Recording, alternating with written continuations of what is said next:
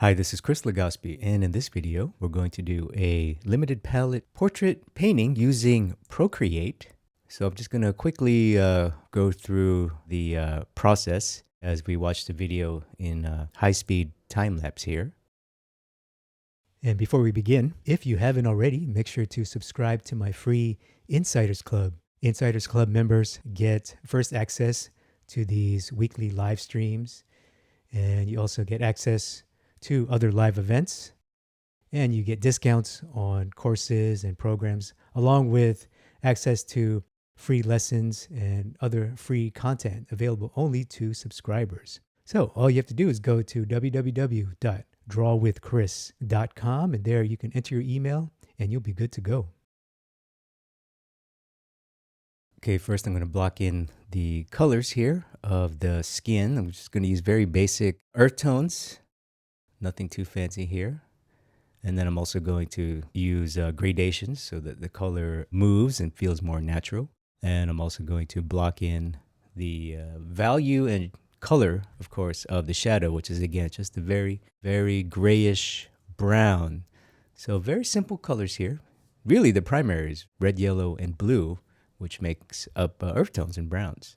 Okay, here I'm dropping in the shadows, but I'm also making the shadows as dark as I need to be. So they were going to be the darkest darks. So this is more of establishing the value range so that I can start to render the halftones accurately. So this is more of a drawing step, but as you can see, the color is still also quite gray and neutral, not too rich, not too saturated. And again, I'm going to put subtle gradations as well. And then I'm also going to block in the brightest bright. In this case, it's in his forehead and some other smaller highlights, again, to establish the full value range and to also establish the color of the light.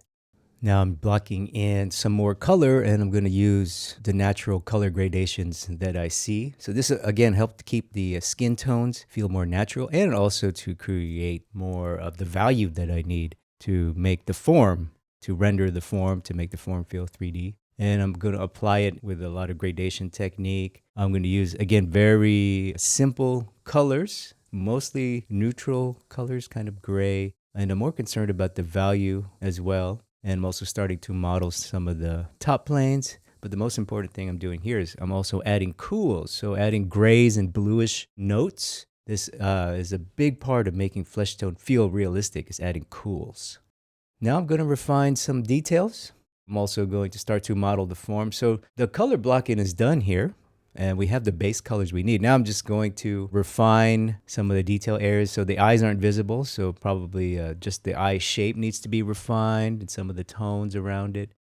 I'm going to refine the nose here, add color notes to the nose, make it feel more saturated so it comes forward. And then also start to model the forms in more detail, such as around the mouth here. Make sure the lips feel modeled and polished and round. I'm also adjusting the color, the cool notes, making subtle value adjustments. But basically doing what I can to clean up my work, to soften edges where they need softening, and to sharpen edges that need softening, and to refine the colors. Basically controlling saturation and adding cools where needed to create that beautiful, realistic color and contrast. Okay, we're almost done here. Now I'm just going to block in the background. And also this will kind of create a vignette. So it's going to be a bit of a chiaroscuro, meaning a light object coming out of a dark world. So that's all I'm doing here. I'm also going to refine some of the darks in the actual portrait. So I'm going to bring in the darks that I use in the background into the portrait and vice versa. That way the colors throughout the canvas really harmonize. So that's a nice finishing touch. And then continue to refine with the final details. These are the small, tiny details that'll give it a bit of that realism. Add touches of texture here and there. And just refining my work, modeling the form, making forms pop, pushing forms back.